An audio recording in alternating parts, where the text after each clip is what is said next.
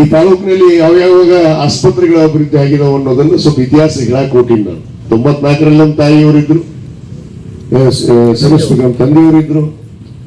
2001-2ರಲ್ಲಿ ಇಲ್ಲ 3-4 ಬಹುತೇಕ ಹುಡುಗಂದ ಆಸ್ಪತ್ರೆ 50 ಹಾಸಿಗೆ ಆಸ್ಪತ್ರೆ ಇತ್ತು. ಅದನ್ನು ಕೂಡ 100 ಹಾಸಿಗೆ ಆಸ್ಪತ್ರೆಯಾಗಿ ಉನ್ನತೀಕರಣ ಮಾಡಿದ್ದು ಕೂಡ ನಮ್ಮ ತಾಯಿಯವರ ಅವಧಿಯಲ್ಲಿ ಮಾತನ್ನು ಹೇಳಕ್ಕೆ ಇಚ್ಛೆಪಡ್ತೀನಿ. ಯಾಕಂದ್ರೆ ಇವನು ಇತಿಹಾಸ ಗೊತ್ತಿರುವುದಿಲ್ಲ, ಬಹಳಷ್ಟು ಜನಕ್ಕೆ ಹೇಳಲೇಬೇಕಾಗತ್ತೆ.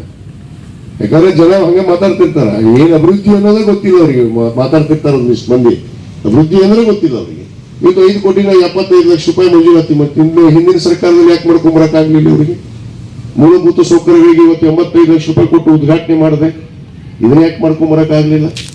ಇವತ್ತು ಹುಣಗುಂದ ಮತಕ್ಷೇತ್ರಕ್ಕೆ ಮತ್ತೆ ಇವತ್ತು ನಾವು ಹುಣಗುಂದ ನಗರಕ್ಕೆ ಬಹುತೇಕ ಅದು ಮಂಜೂರಾತಿ ಆಗುವಂತ ಹಂತದಲ್ಲಿ ಇದ್ದಿದ್ದಿಲ್ಲ. ಯಾಕಂದ್ರೆ 100 ಹಾಸಿಗೆ ಆಸ್ಪತ್ರೆ ಐತಿ ನಿಮ್ಮ ಹತ್ರ ಆಲ್ರೆಡಿ. ಒಂದು ತಾಲೂಕಕ್ಕೆ ಒಂದು 100 ಹಾಸಿಗೆ ಆಸ್ಪತ್ರೆ ಅನ್ನೋದು ದೊಡ್ಡದು. ನಾನು ಮತ್ತೆ ಅದಲ್ಲದೆ ಮಾನ್ಯ ದಿನೇಶ್ ಗುಂಡೂರಾವ್ ಅವರಿಗೆ ಒತ್ತಾಯ ಮಾಡಿ ಕ್ಯಾಬಿನೆಟ್ ನಲ್ಲಿ ಇಡಿಸಿ ಮುಖ್ಯಮಂತ್ರಿಗೆ ವಿನಂತಿ ಮಾಡಿಕೊಂಡು ಇವತ್ತು ಆ NHMMD ನಮ್ದು ರಿಜೆಕ್ಟ್ ಮಾಡಿದ್ರು. MCH ಹಾಸ್ಪಿಟಲ್ ಹುಣಗುಂದಕ್ಕೆ 50 ಹಾಸಿಗೆ ಬೇಡ ಅಂತೇಳಿ ಅದನ್ನ ಕ್ಯಾಬಿನೆಟ್ ನಲ್ಲಿ ಇಡಿಸಿ ಮತ್ತೆ ಮಂಜೂರಾತಿ ತಂದಿನಿ. ಅದು ಸುಮಾರು 50 ಹಾಸಿಗೆ ತಾಯಿ ಮತ್ತು ಮಕ್ಕಳ ಆಸ್ಪತ್ರೆಯನ್ನು ಹುಣಗುಂದಕ್ಕೆ ಮಂಜೂರಾತಿ ಮಾಡಿದೀನಿ. ಇವತ್ತು ಎಲ್ಲ ಇನ್ಶೂರೆನ್ಸ್ ಆಗಿದೆ. 2 ಆಂಬ್ಯುಲೆನ್ಸ್ ಅಂತಂದಿದ್ದೀವಿ. ಇಳಕಲಿಗೆ ಹುಣಗುಂದಕ್ಕೆ ಗುಡೂರಿಗೊಂದು ಕೊಟ್ಟಿವಲ್ಲ, ಗುಡೂರಿಗೊಂದು ಆಂಬ್ಯುಲೆನ್ಸ್ ಕೊಟ್ಟಿದ್ದೀವಿ. 3 ಹೊಸ ಆಂಬ್ಯುಲೆನ್ಸ್ ನಮ್ಮ ಸರ್ಕಾರ ಬಂದ ಮೇಲೆ ಇದು 50 ಹಾಸಿಗೆ ಈ ಮಕ್ಕಳ ತಾಯಿ ಆಸ್ಪತ್ರೆ ಹುಣಗುಂದಕ್ಕೆ ಮಂಜೂರಾತಿ ಆಗಿದೆ, ಟೆಂಡರ್ ಆಗಿದೆ. ಅದನ್ನು ಕೂಡ ಈ ವಾರದಲ್ಲಿ ಭೂಮಿ ಪೂಜೆ ಮಾಡ್ತೀನಿ. ಹುಣಗುಂದಕ್ಕೆ ಡಯಾಲಿಸಿಸ್ ಮೆಷಿನ್ ಇರಲಿಲ್ಲ, ಡಯಾಲಿಸಿಸ್ ಮೆಷಿನ್ ತಂದು ಕೊಟ್ಟೆ. UT ಖಾದರ್ ಮಂತ್ರಿ ಇದ್ರು ಹಿಂದಿನ ಸರ್ಕಾರದಲ್ಲಿ. ಮತ್ತು ಇಲ್ಲಿ ಬ್ಲಡ್ ಬ್ಯಾಂಕ್ ಇರಲಿಲ್ಲ. 5 ವರ್ಷ ಆಗಿತ್ತು ಬ್ಲಡ್ ಬ್ಯಾಂಕ್ ಬಂದಾಗಿ.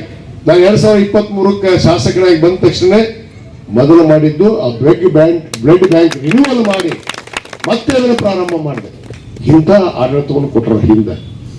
ಮತ್ತೆ ಮಾತಾಡ್ತಾರೆ ಅಭಿವೃದ್ಧಿ ಇಲ್ಲ, ಅದು ಇಲ್ಲ, ಇದು ಅಭಿವೃದ್ಧಿ ಅಲ್ಲ, ಇದು ಸಾರ್ವಜನಿಕರಿಗೆ ಉಪಯೋಗ ಆಗುವಂಥದ್ದಲ್ಲ, ಬಡಬಗ್ಗರಿಗೆ ಉಪಯೋಗ ಆಗುವಂಥದ್ದಲ್ಲ. ಅದನ್ನು ಮಾಡಿದಾಗ ಜನ ನೆನೆಸ್ತಾರೆ ನಿಮ್ಮನ್ನ. ಇವತ್ತು ಹಕ್ಕುಪತ್ರ ಕೊಟ್ಟಿದ್ದೀವಿ ಬಡವರಿಗೆ, ಇದು ಬಡವರು ಕೆಲಸ ಅಲ್ಲ. ಮನೆ ಕಟ್ಟಕ್ಕೆ ಆದೇಶ ಪತ್ರ ಕೊಟ್ಟಿವಿ, ಇದು ಅಭಿವೃದ್ಧಿ ಕೆಲಸ ಅಲ್ಲ. ಕ್ರೀಡಾಂಗಣ ಮಾಡ್ತಾ ಇದ್ದೀವಿ, ಇದು ಅಭಿವೃದ್ಧಿ ಕೆಲಸ ಅಲ್ಲ. ಕೆರೆಯನ್ನ ಮಾಡ್ತಾ ಇದ್ದೀವಿ, ಅದು ಅಭಿವೃದ್ಧಿ ಕೆಲಸ ಅಲ್ಲ. ಈಜುಗೊಳ್ಳ ಮಾಡ್ತಾ ಇದೀವಿ ಮಕ್ಕಳಿಗೆ, ಅದು ಅಭಿವೃದ್ಧಿ ಕೆಲಸ ಅಲ್ಲ. ಇಳಕಲಿಗೆ ಸಂಪರ್ಕ ಅಲಂಪುರಪೇಟೆಯಿಂದ ನಗರಕ್ಕೆ ಸೇತುವೆ ಮಾಡ್ತಾ ಇದೀವಿ, ಇದು ಅಭಿವೃದ್ಧಿ ಕೆಲಸ ಅಲ್ಲ.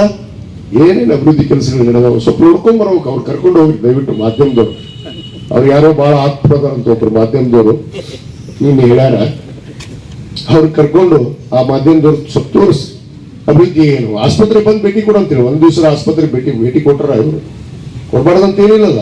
ಜನಪ್ರತಿನಿಧಿ ಅನಿಸ್ಕೊಂಡ್ರಲ್ಲ, ಮಾಜಿ ಆಗ್ಲಿ ಹಾಲಿ ಆಗ್ಲಿ, ಜನಕ್ಕೆ ಜನ ನೋಡ್ಬೇಕಾದ್ರೆ ಜನಕ್ಕೆ ಹೋಗ್ಬೇಕಲ್ಲಪ್ಪ. ಜನರ ಮಧ್ಯೆ ಹೋದ್ರೆ ಗೊತ್ತಾಗೋ ಜನರ ಸಮಸ್ಯೆ. ಜನರ ಮಧ್ಯೆ ಹೋಗೋದಿಲ್ಲ, 4 ಗಾಡಿ ಕುಂದ್ರೋದು, ಏನೋ ಒಂದು ಹುಟ್ಟುದಬ್ಬ ಬ್ಯಾನರ್ ಹಾಕೊಳ್ಳೋದು, ಅಲ್ಲಿ ಹೋಗಿ ಭಾಷಣ ಹೊಡೆಯೋದು. ಮೊದಲಕ್ಕೆ ಗೋಣ ನಿಂತಿಲ್ಲ, ಕೈನೂ ನಿಂತಿಲ್ಲ, ಮತ್ ಮಾತಾಡೋದು. ಅಭಿವೃದ್ಧಿ ಏನು, ಅಭಿವೃದ್ಧಿ ಎಲ್ಲಿ ಆಗೈತಿ, ಏನ್ ಮಾಡ್ಯಾರ, ಏನ್ ಮಾಡ್ತಾ ಇದೀವಿ? ಇದು ಅಭಿವೃದ್ಧಿ ಅಲ್ಲ.